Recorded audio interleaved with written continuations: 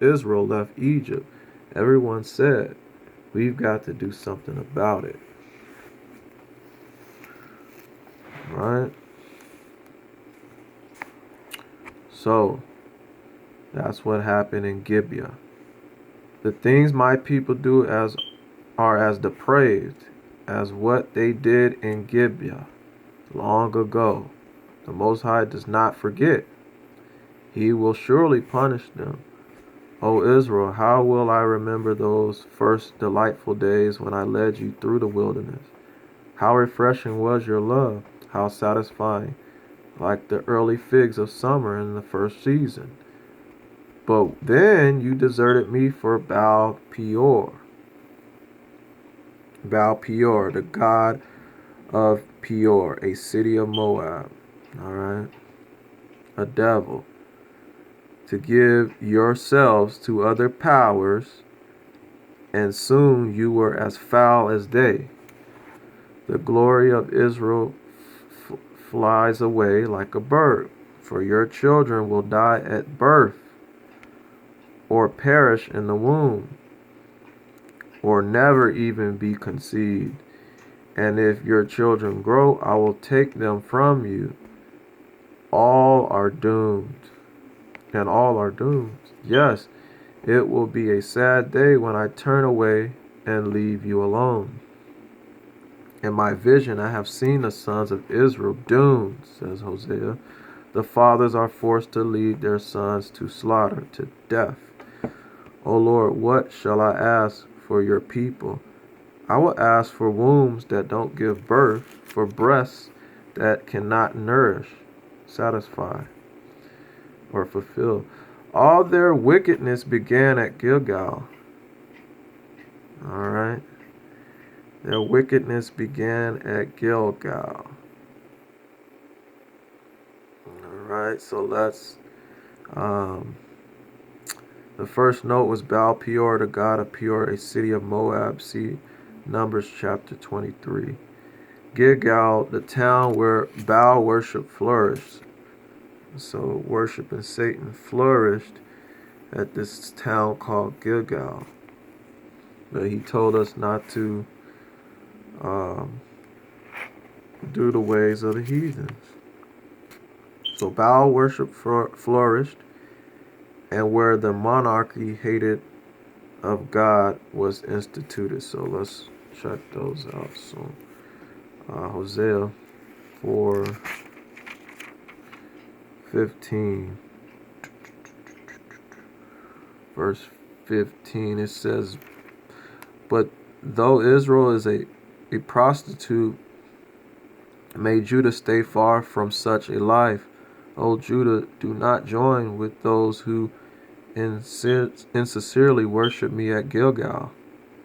The hypocrites at Gilgal and at Bethel, their worship is mere pretense. Don't be like Israel, stubborn as a heifer, hard-headed, resisting the Most High's attempts to lead her in green pastures, a good way.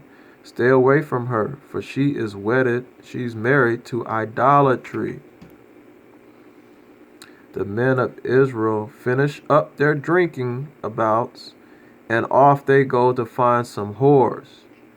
Their love for shame is greater than for honor. Wow. Therefore, a mighty wind will sweep them away. They shall die in shame, disappointment, because they sacrifice to idols. And that goes back to 4 and 7. The more my people multiplied, increased, the more they sinned against me, the Most High. They exchanged the glory of the Most High for the disgrace of idols. Baal Peor, Baal worships, Satan worship.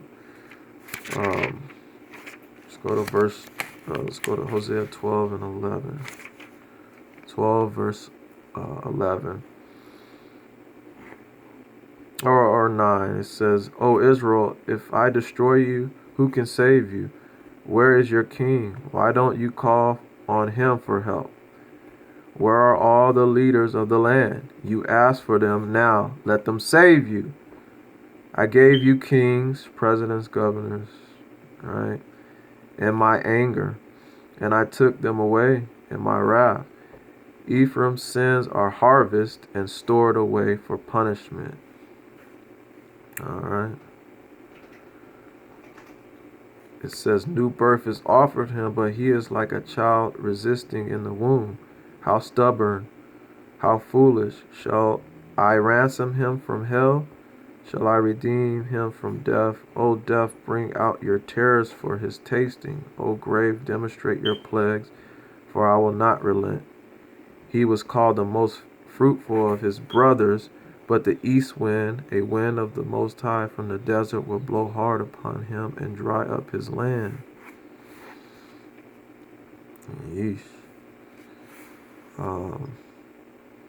All his flowing springs and green oases will dry away, and he will die of thirst. Samaria must bear her guilt also, for she rebelled against her power. Her people will be killed by the invading army, her babies dashed to death against the ground, her pregnant women ripped open with a sword. Yeesh. So Gilgal, the town where Baal worship flourished, it grew, and where the monarchy hated of the Most High was instituted. 1 Samuel 11:15. And that was under Saul. We know Saul was not a correct king, right? All their wickedness began at Gilgal. There I began to hate them. I will drive them from my land because of their idolatry. Idol worship, celebrity worship. I will love them no more, for all their leaders are rebels. Ephraim is doomed. The roots of Israel are dried up. She will bear no more fruit. And if she gives birth, I will slay, I will kill even her beloved child. My power will destroy the people of Israel because they will not listen.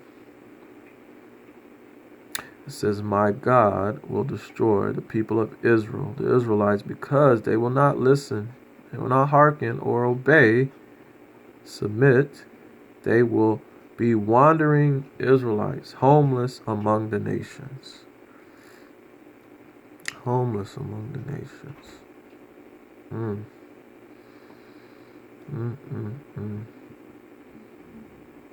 How prosperous, chapter 10, how prosperous Israel is a luxuriant vine, all filled with fruit. But the more wealth I gave her, the more she pours it on the altars of her heathen gods, false gods.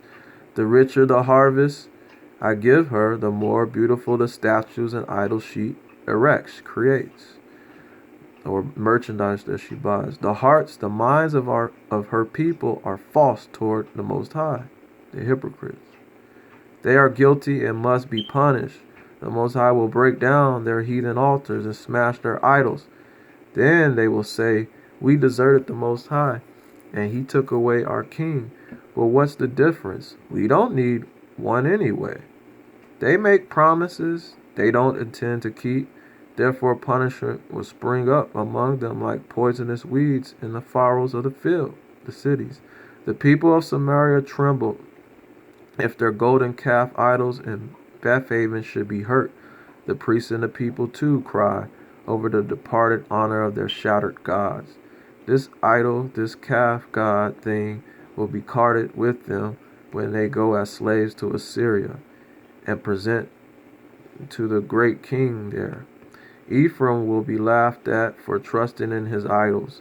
Israel will be put to shame. As for Samaria, her king shall disappear like a chip of wood upon an ocean wave.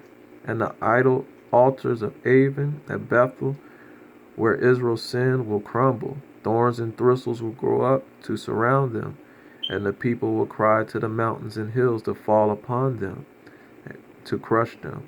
O Israel, ever since that awful night in Gibeah, there has been only sin, sin, sin.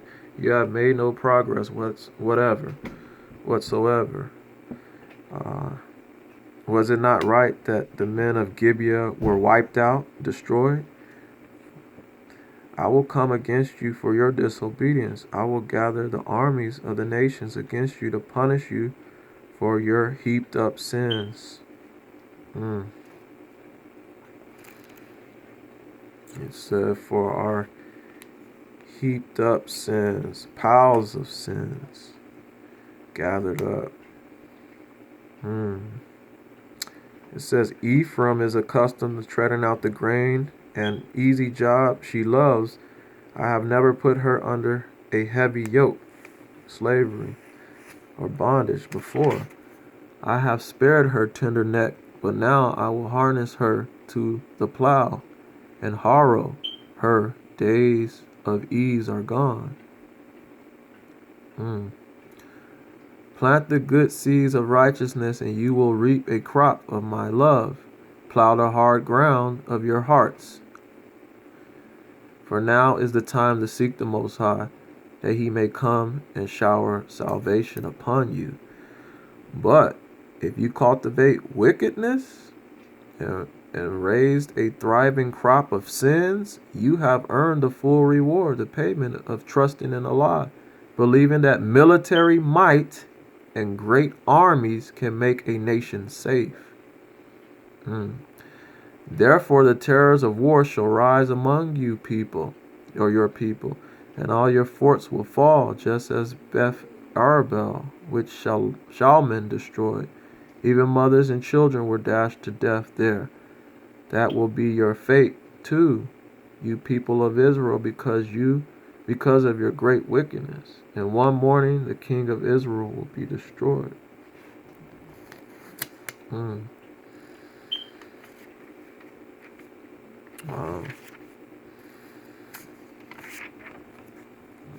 and 20. Let me see if I can get 9. Judges chapter 19 and 20. Go back to Judges.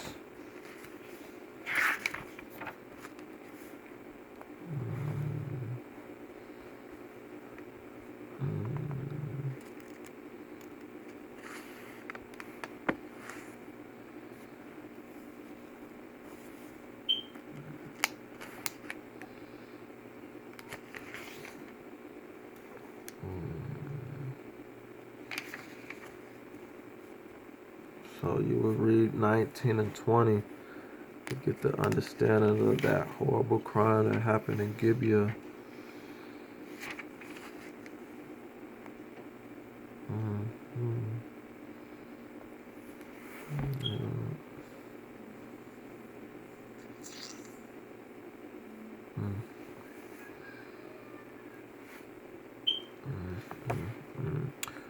It says 20. It says, then the entire nation of Israel sent their leaders and 450,000 troops to assemble with one mind before the Most High at Mizpah. They came from as far away as Dan and Beersheba, and everywhere between, from across the Jordan and the land of Gilead. Word of the mobilization of Israeli forces at Mizpah soon reached the land of Benjamin. The chiefs of Israel now called for the murdered woman's husband and asked him just what had happened. We arrived one evening at Gibeah, a village in Benjamin, he began. That night the men of Gibeah surrounded the house, planning to kill me, and they raped my wife until she was dead. So I cut her body into 12 pieces and sent the pieces throughout the land of Israel, for these men have committed a terrible crime. Now then, sons of Israel, express your mind and give me your advice, your counsel. And as one man they replied, not one of us will return home until we have punished the village of Gibeah. 1/10 of the army will be selected by lot as a supply line to bring us food, and the rest of us will destroy Gibeah for this horrible deed. So the whole nation united in this task. Then messengers were sent to the tribe of Benjamin, asking, "Did you know about the terrible thing that was done among you? Give up these evil men from the city of Gibeah, so that we can execute them and purge Israel of her evil." But the people of Benjamin wouldn't listen. Instead, 26,000 of them arrived in Gibeah to join the 700 local men in their defense against the rest of Israel. Among all these, there were 700 men who were left-handed sharpshooters. Left-handed sharpshooters. They could hit a target within hair's breadth, never missing. The army of Israel, not counting the men of Benjamin, numbered 400,000 men. Before the battle, the Israeli army went to Bethel first to ask advice from the Most High. "Which tribe shall lead us against the people of Benjamin?" they asked. And the Most High replied, "Judah shall go out first." All right. Now, what's more on that? I mean, you read 19 and it tells you exactly how that all started. But yeah, we had wars against one another, and this definitely was a horrible crime, right? And you know, the Most High, He wiped them out for that wickedness, that foolishness.